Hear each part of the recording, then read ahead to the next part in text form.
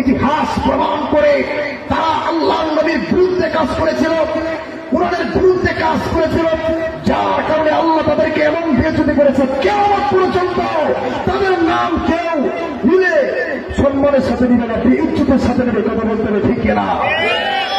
যারা বাংলার জমির আলেমদেরকে অপমান করার চেষ্টা করবে, বিগত দিনে যারা করেছে তারা বাংলার জমিন থেকে উৎখাত হয়েছে, তারা বাংলার জমিন থেকে বেইজ্জতি হয়েছে। এজন্য আপনারা আমার সর্বাবস্থায় আলেমদের সঙ্গে থাকবেন।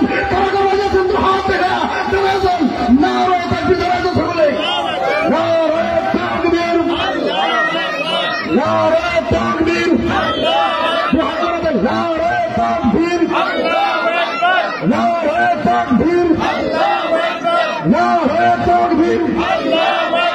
কোরআন আছে যেখানে, কোরআন আছে যেখানে, কোরআন আছে যেখানে, কোরআন নাই যেখানে, কোরআন নাই যেখানে। বুঝাইদের মতো আপনারা কি বিরক্ত হয়েছেন? কে কি বিরক্ত হয়েছে? এখন আমি কিন্তু ভয় করে এসব ভয় করি, কারণ আমার কথা হচ্ছে আমার বিরুদ্ধে কিন্তু মামলা হয়েছে হক কথা বলার কারণে। কিন্তু আমি পরিষ্কার ভাষায় বলে দিয়েছি, শহীদুল্লাহ মিসবাহ জেল রিমান্ডকে ভয় পায় না। শহীদুল্লাহ মিসবাহ আল্লাহর দিকে তাকিয়ে কথা বলে, মৃত্যু হলে হবে, তারপরে বাংলার জমিনে কোরআনের হক কথা প্রচার করবই। কথা বলেন মুসলমান ঠিক কিনা? হকের পক্ষে থাকলে নারাজ হয় কে? আমার কথা আপনারা বলছেন, হকের পক্ষে থাকলে নারাজ কে হয়? শয়তান নারাজ হয়। এজন্য সূরা তুহার ভিতরে আল্লাহ দুইটা কসম খেয়েছেন নবী সাল্লাল্লাহু আলাইহি ওয়াসাল্লামকে সান্ত্বনা দেওয়ার জন্য। রাসূল সাল্লাল্লাহু আলাইহি ওয়াসাল্লামকে সান্ত্বনা হিসেবে আল্লাহ সূরা তুহার ভিতরে আয়াত নাযিল করেছেন, নবী গো মা ওয়াদ্দাকা রাব্বুকা ওয়া মা ক্বালা। নবী গো উম্মে জামিল আবুল হাবের স্ত্রী উম্মে জামিল সে বলেছে আল্লাহ আপনাকে ভালোবাসে না, আল্লাহ আপনাকে ছেড়ে চলে গিয়েছে। উম্মে জামিল এই কথা বলেছে, কিন্তু আল্লাহ উম্মে জামিলের জবাবে বলেন যারা আল্লাহর পক্ষে থাকে, ইসলামের পক্ষে থাকে, তারা যদি আল্লাহর পক্ষে কথা বলে, তাদের পক্ষে দুনিয়ার কেউ না থাকো কে আছেন? এখন নবীজি সাল্লাল্লাহু আলাইহি ওয়াসাল্লামকে যখন এরকম তিরস্কার করতেছে, তিরস্কারের উপর নবী সাল্লাল্লাহু আলাইহি ওয়াসাল্লামকে রাখতেছে, তখন নবীজি কান্না করতেছে। আমার বন্ধুগণ, আপনার বন্ধুর কান্না কি আপনি সহ্য করবেন? আমার আল্লাহ আমার নবীকে ভালোবাসে কম না বেশি? সেই নবীর কারণে আল্লাহ খাস জমিন সৃষ্টি করেছে। সেই নবী যদি কান্না করে আল্লাহ কখনো সহ্য করবে? তাহলে মুসলমান বন্ধুগণ, আল্লাহ সরাসরি বলে উম্মে জামিল বলেছে আপনাকে আল্লাহ ভুলে গেছে না, আল্লাহ বলে যায় না। আল্লাহ তাআলা পড়াতে বলেন ওয়ালাল আখিরাতু খায়রুল লাকা মিনাল উলা।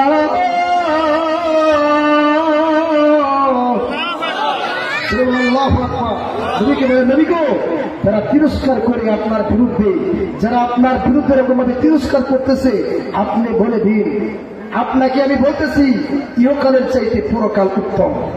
এখন আমার বন্ধুগণ, আমার প্রশ্ন হচ্ছে, আপনাদেরকে প্রশ্ন করি একটা।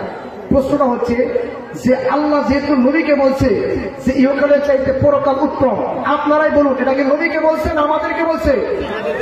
তাহলে দুনিয়ার মানুষ আমার বিরুদ্ধে চক্রান্ত করতে পারে, দুনিয়ার মানুষ আমার বিরুদ্ধে লাগতে পারে, কিন্তু আল্লাহ রসুলকে আল্লাহ বলতেছেন ওয়ালাল আখিরাতু খায়রুল লাকা মিনাল উলা। নবী গো, দুনিয়ার মানুষ আপনার বিরুদ্ধে তিরস্কার করতে পারে, দুনিয়ার মানুষ আপনার বিরুদ্ধে অবস্থা গ্রহণ করতে পারে, কিন্তু আমি আল্লাহ বলি তারা কয়দিন আর করবে? কারণ এই ইহকালের চাইতে পরকাল কি? দুনিয়ার সফরের শুরু আছে, শেষও আছে। জন্ম, বাবার দাদার পরে কি বাবা, বাবার পরে কি ছেলে, বাবার পরে কি ছেলে। তো এখন নবী সাল্লাল্লাহু আলাইহি ওয়াসাল্লামকে আল্লাহ বলতেছেন, এটা পুরা দেখো কই দিকে আপনার আলোচনা শুনতেছেন না? এইদিকে আপনার আলোচনা শুনতে ওইদিকে মন যায় কেন? হ্যাঁ, ওইদিকে আলোচনা এদিকে মন যায় কেন?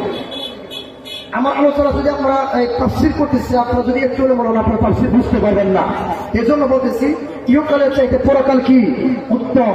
তাহলে আপনার বিরুদ্ধে আপনি যত কোটিপতি হবেন, আপনার বিরুদ্ধে লোক আছে না নাই? আপনার ভালোকে দেখতে পারবে। এজন্য আপনি আল্লাহ নবী সাল্লাল্লাহু আলাইহি সাল্লামের গুণ অবলম্বন করবেন, আল্লাহ নবীজির সিরাত আপনি মানবেন। দুনিয়ার বেঈমান কাফের আপনার বিরুদ্ধে চক্রান্ত করতে পারে, দুনিয়ার বেঈমান কাফের আপনার বিরুদ্ধে লাগতে পারে, কিন্তু তারা কয়দিন আর লাগবে? তাদের জন্য অল্প কয়দিন, আর আপনার জন্য পুরো জিন্দগি পড়ে রয়েছে কিয়ামতের ময়দানে। কথা বলে ঠিক কিনা?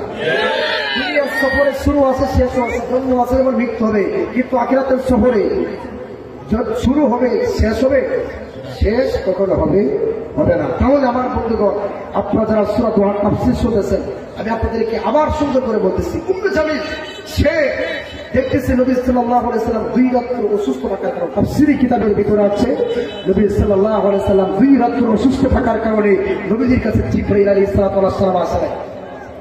মানে তারা প্রশ্ন হচ্ছে যে নবীজি বিরোধিতা করতো, আবার তোলে তোলে কোরআন শুনতো। কথা বুঝতেছেন না? নবীজির গীবত গাইতো, আবার কি করতো? তোলে তোলে কোরআন শুনতো। এখন উম্মে জামিল আরো যারা যারা বড় বড় কাফের ছিল, তারা কি করতো? কোরআন শুনতো। এখন নবী সাল্লাল্লাহু আলাইহি ওয়াসাল্লাম 2 রাত অসুস্থ থাকার কারণে, নবীজি সাল্লাল্লাহু আলাইহি ওয়াসাল্লাম অসুস্থ থাকার কারণে জিবরাইল আলাইহিস সালাম আসে নাই। হ্যাঁ, তিনি নামাজে দাঁড়াতে পারেন নাই। এজন্য বলতেছে যে তুমি আগে কোরআন তেলাওয়াত করতা, তোমার কাছে জিবরাইল আসতো, এখন আসে না, তার মানে কি তোমার আল্লাহ তোমাকে ভালোবাসে। এখন যদি আপনাকে বলে আপনার স্ত্রী আপনাকে ভালোবাসে না, অন্য ছেলেকে ভালোবাসে, আপনি কষ্ট পাইবেন কি পাইবেন না? জুড়ে বলেন, পাইবেন কি পাইবেন না? কি ভাই বলেন, পাইবেন কি পাইবেন না? যদি আপনার স্ত্রী যদি অন্য সাথে ভাগ্য যায়, তাহলে কেমন লাগবে? লাইফ শেষ, আমার জীবন নাই শেষ। কথা বলেন ঠিক কিনা? এখন নবীজির কাছে স্ত্রী বেশি না আল্লাহ বেশি? জুড়ে বলেন। এই জন্য আল্লাহ যদি আমার সবচেয়ে কাছের মানুষ হয়, সবচাইতে মহব্বতের হয়, দুনিয়ার বেঈমান বলেন, নাস্তিকবাদী বলেন, যারা আল্লাহ নবীর বিরোধিতা করেছে, তাদের চালাচামন্ডা বাংলার জমিন আছে, তারা আপনাকে আমাকে বলতে পারে নামাজ পড়ে লাভ নাই, কোরআন তেলাওয়াত করে লাভ নাই, হজে গেলে লাভ নাই। তাদের কথা কি আমরা উচ্চাঙ্গুলি দেখে বলবো যে আল্লাহর কোরআন যা বলেছে, আলেম যা বলবে আমরা তাই মানব? ঠিক কিনা? ঠিক কিনা? এখন মনে করেন যে আপনারা যারা আলোচনা শুনতেছেন, কিছু কিছু গুনাহ এসে ওয়াজে গেছে। মানে আগের যুগে কিন্তু আপনার যাত্রা ভালো হতো, কি হতো না। এখনকার যুবকেরা ইসলামের প্রতি এসেছে, কারণ যুবকেরা আলিম আমাদেরকে সম্মান করে। কথা বলেন ঠিক কিনা? তার কারণে যাত্রা ভালো হয় না। আর যে সমস্ত কমিটিরা মাহফিলের আয়োজন করে, তাদেরকে বলে আরে দেখো সে কত বড় দরবেশ, মাহফিলের আয়োজন করে, তাকে এরকম ভাবে তিরস্কার করে। তাদেরকে বলি মনে কষ্ট নিয়ে না, কারণ তারা এই কয়েকদিন বলবে, এরপরে যেই দিন শুরু হবে সেটার কি শেষ আছে কোনো? জোরে বলেন। এই জন্য আল্লাহ বলেন যে ওয়ালাল আখিরাতু খায়রুল লাকা মিনাল উলা। নবী গো, রাসূলুল্লাহ, দুনিয়ার চাইতে পরকাল কি? আমার বাবা গভীর মনোযোগ, আল্লাহ তার দিল খুলে বান্দারে শুনো, এই দুনিয়ার জমিনে একদিন না একদিন আমার আপনার মৃত্যু বরণ করা লাগবে।